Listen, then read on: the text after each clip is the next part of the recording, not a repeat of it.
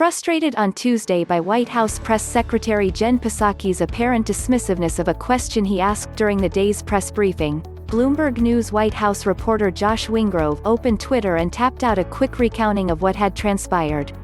His specific query, which Psaki didn't have an immediate answer for, was not about President Trump's looming impeachment trial, nor the decrease in COVID-19 deaths and hospitalizations in the U.S. at the moment. It wasn't about the growing calls for Republican Congresswoman and QAnon promoter Marjorie Taylor Greene to be stripped of a committee assignment, nor any of the other big, pressing news stories of the moment. The Bloomberg reporter, instead, had something else in mind. What are the Biden administration's intentions regarding Space Force? Apparently piqued that Psaki appeared to laugh off the question at first, Wingrove tweeted about the exchange. I asked at PressSec if President Biden planned to keep the Space Force, or its scope, and she declined to say. She poked fun at the question about an entire branch of the military as the plane of today, referring to when she'd been asked about the Air Force One paint job. That last part was a reference to a similarly out-of-left-field question directed at Psaki during her first day on the job. Hours, in fact, after President Biden's inauguration, when a Daily Mail reporter stumped the press secretary with this line of inquiry, will he keep Donald Trump's Air Force One color scheme change?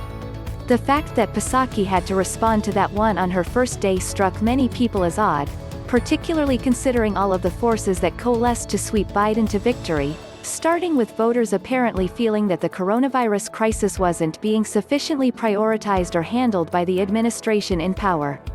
Responded Psaki at the time to the plain color question, I can confirm for you here that the president has not spent a moment thinking about the color scheme of Air Force One or anything in the House or any article of anything. To be sure, neither that question nor the Space Force query are, okay, nonsensical questions. They also don't fall into the gotcha category that news consumers hate.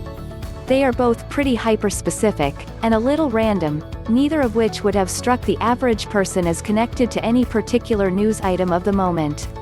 Which is why Psaki seemed taken aback during the Tuesday press briefing this week, after dealing with the weightier matters of the day, when she was asked about Space Force, the new service branch of the U.S. military within the Air Force that President Trump announced back in 2018.